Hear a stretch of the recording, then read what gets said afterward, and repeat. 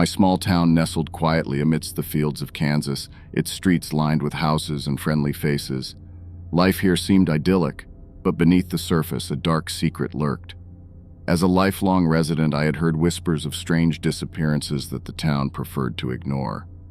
But when my childhood friend Jen vanished without a trace one summer evening, I couldn't turn a blind eye any longer.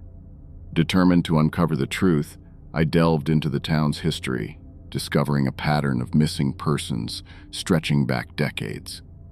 Each victim shared a common thread. They had all stumbled upon an old abandoned mine, deep in the woods on the outskirts of town. Armed with this knowledge, I ventured into the forest, the air thick with an oppressive silence. The further I trekked, the heavier the sense of dread became until I stumbled upon the yawning mouth of the mine, its entrance obscured by creeping vines. With trembling hands, I stepped inside, the darkness swallowing me whole. The tunnel stretched before me like a yawning abyss, its walls slick with moisture and the faint scent of decay lingering in the air. As I ventured deeper into the bowels of the earth, the echoes of my footsteps reverberated off the walls, each sound magnified in the oppressive silence.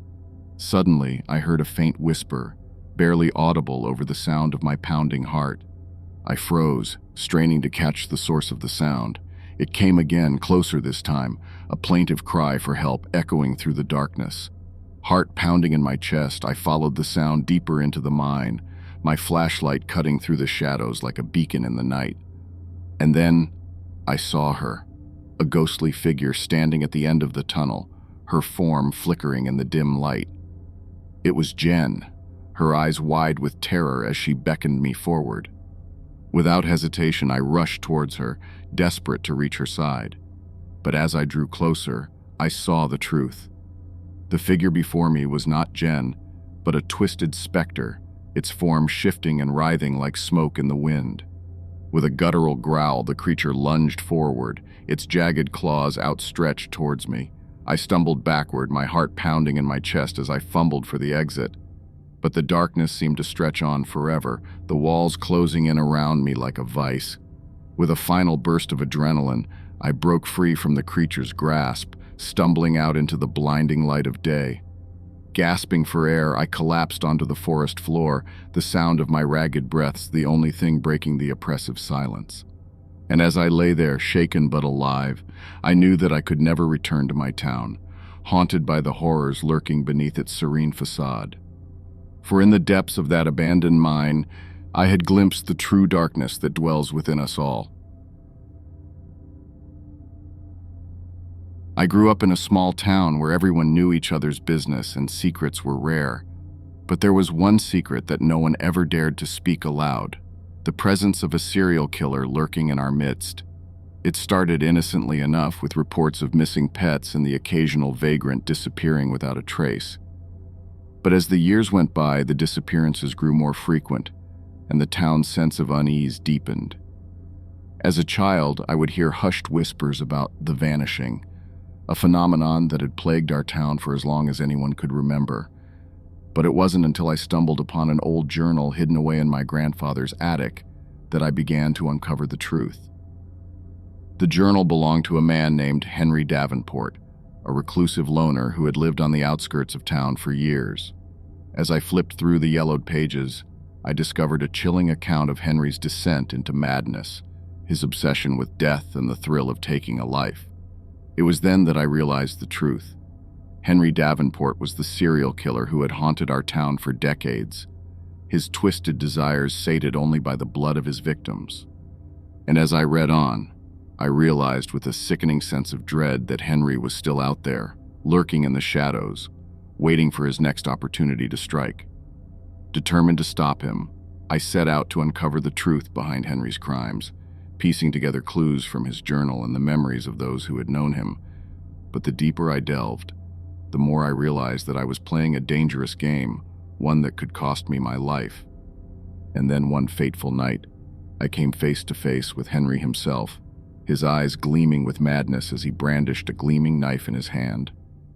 With a chilling smile, he lunged forward, his laughter echoing in the empty streets as I scrambled to escape his grasp. In the end, I managed to evade Henry's clutches, but the terror of that night will haunt me forever. For I know that Henry Davenport is still out there, waiting in the shadows. His thirst for blood is insatiable as ever. And though I may have escaped with my life, I fear that the darkness that lurks within our town will never truly be extinguished. I grew up in a small town nestled among the rolling hills of the Midwest, a place where everyone knew each other's names. It's a town I prefer to keep private, not out of shame, but out of a sense of preserving the sanctity of its secrets. You see, my town harbored a darkness that no amount of sunshine could dispel. It started innocently enough, with rumors of strange happenings in the woods that bordered the town. But as I grew older, I began to uncover the truth. The woods were home to something sinister, something ancient and hungry. People would go missing without a trace, their disappearances chalked up to accidents or runaways. But I knew better. I knew that whatever lurked in those woods was far more terrifying than anyone dared to imagine. As a child, I would hear tales of the lost ones, those unfortunate souls who strayed too far into the forest and never returned. But it wasn't until my best friend Alex vanished during a camping trip that I truly understood the gravity of the situation. We had been exploring the outskirts of the woods, chasing after some wild animal we had spotted earlier in the day. But as night fell and the woods grew darker, we lost our way, stumbling deeper into the heart of the forest with each passing hour. And then, in the blink of an eye, Alex was gone, swallowed up by the shadows without a trace. I searched for him for days, combing through every inch of the forest, calling out his name until my voice grew hoarse. But it was no use. Alex was gone, taken by whatever malevolent force lurked in the woods. And though I never found his body, I knew that he was lost to us forever, another victim of the darkness that plagued our town. Years passed, and life in our town returned to normal, or as normal as it could be, with the knowledge that something sinister lurked just beyond the tree line. But the memory of Alex's disappearance haunted me, a constant reminder of the darkness that lurked just beneath the surface of our seemingly peaceful town.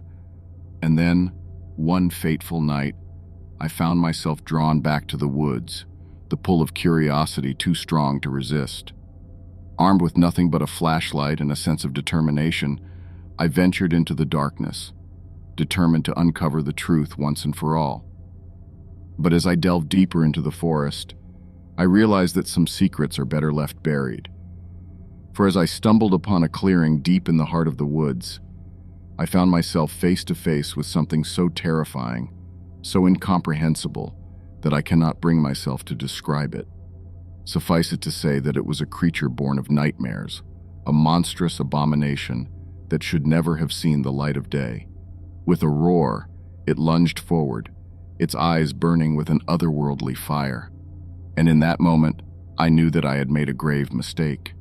For the darkness that lurked in the woods was far more powerful than I could have ever imagined, and now it hungered for me.